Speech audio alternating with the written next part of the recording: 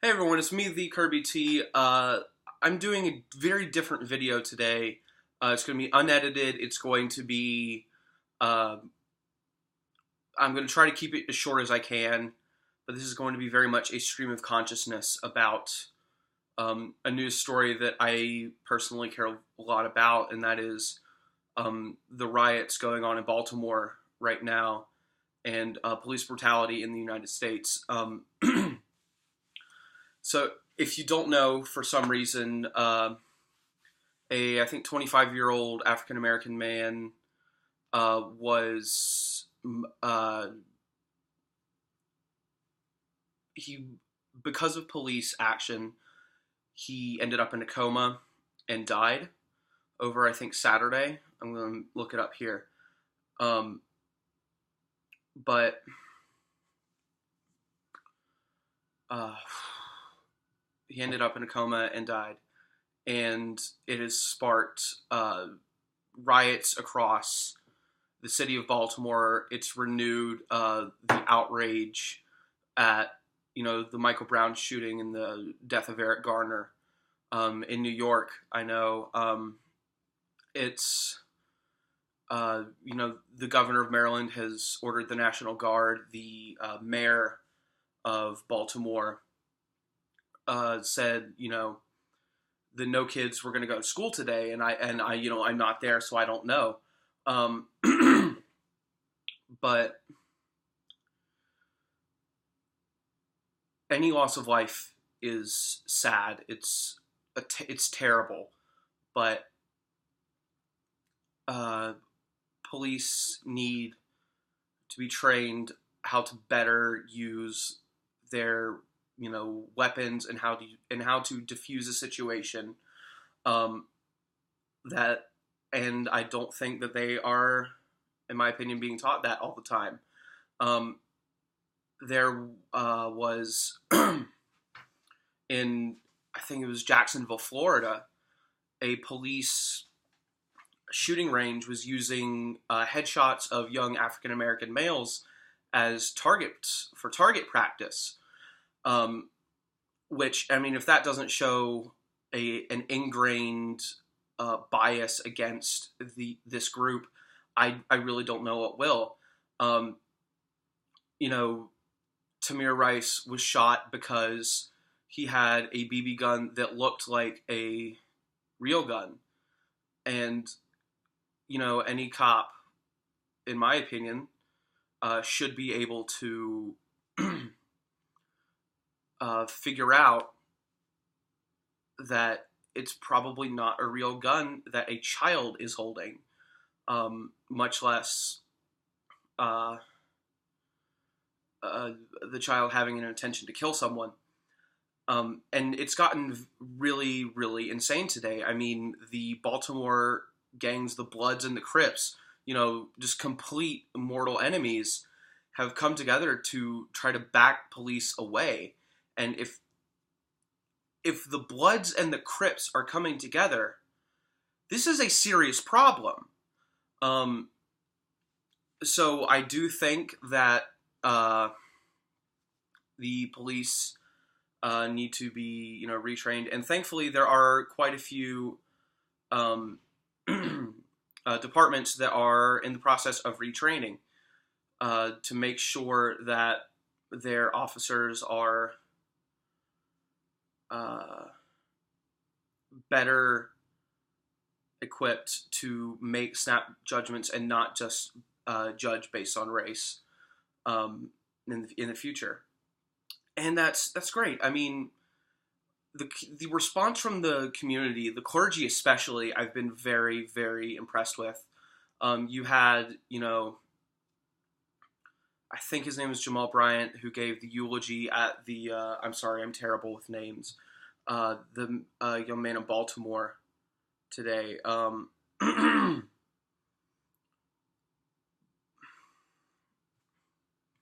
And I, listened to a little bit of that eulogy on a podcast, and it was so moving. He said, this is not the time to be getting tattoos on your neck. This is not the time to have your pants hanging down past your butt. This is the time to act. And even as a white man, I was inspired to basically do this video today and to tell you that this is something that needs to be changed. And thankfully, I think it is changing for the better. I was at a protest, in November. I, shot some pictures, and I'll probably put them somewhere. If you're friends with me on Facebook, you can see them on my page. Of a protest in memory of Eric Garner that went from Union Square all the way down Avenue B and to One Police Plaza. And it, hung out there, and there were so many people who just passionately supported this fight against police brutality. And even more amazing and more encouraging to me is there were a lot of policemen and policewomen who were, guarding the route, who were at One Police Plaza, who agreed. And that gives me tremendous hope. This is not, the bad cops are a minority, thankfully. There will always be there will always be rotten eggs in the carton to spoil it. There will always be rotten apples in the basket. But the fact that these policemen and women were agreeing with these protesters who were sometimes viciously attacking them personally, trying to say that all policemen were like the one that killed Eric Garner, when that cannot be true.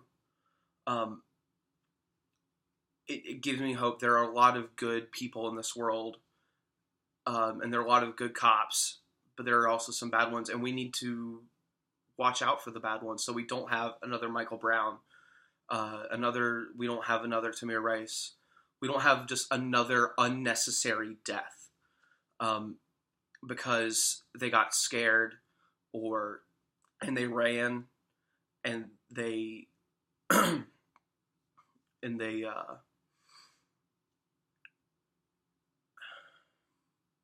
they got scared and they ran. No one should be afraid of a police officer. And unfortunately, to get to my second point, a lot of people aren't afraid of the police officers, and police are still, and in many cases, rightfully so, held in very high public regard. But I read an article on Politico that I'll post a link to down in the description, that, the old saying goes that any prosecutor worth his salt can get a grand jury to indict a ham sandwich, but it's a lot more difficult to get a grand jury to indict a police officer than just a random citizen, because of the makeup, the racial makeup of the grand jury in Staten Island was mostly white and mostly male, and the racial makeup of the grand jury in Ferguson, Missouri was mostly white and mostly male. And those are the groups that are far more likely to see the police department as a whole in a more positive light. And I realize that I fall into this. And earlier I was saying, that there are good cops, and I stand by that.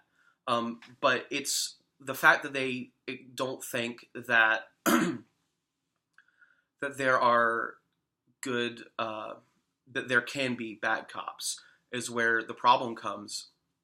And police officers just disproportionately do not get indicted. And if we're going to have any justice for any person ever, regardless of race, that's wrongly shot and killed, then we need to address that fact.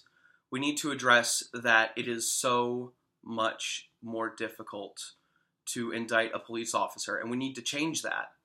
And that, I think, will not be an easy change. My generation... Oh, screen went dark. Okay. My generation, college students are skeptical. We are a skeptical bunch. We question authority at every turn. And I think that's a very good thing when talking about, such sensitive subjects. Soon we are going to be the ones on this grand jury. We are going to be deciding whether or not to indict people who have murdered. We're going to be the ones deciding whether or not to indict police officers who have murdered, innocent, unarmed teens of all races, especially black teens and adults even. And that gives me hope, but at the same time I realize that this is a very immediate problem. Police brutality in America is such a huge deal that you just don't know where to start sometimes. And I think that's what I want to end on. I don't know where to start. And I want to know where you think we should start. Like, subscribe, all that nonsense. Should we...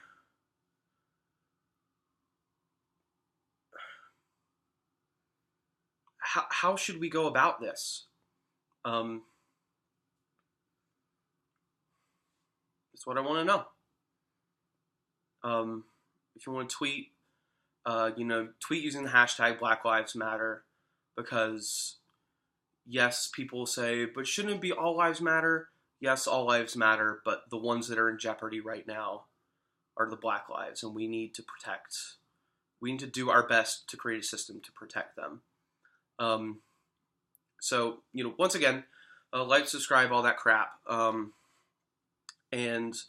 let's talk down in comments. I want to know what you think. I hope I've kept this short. And I'll see you soon. I'll see you tomorrow.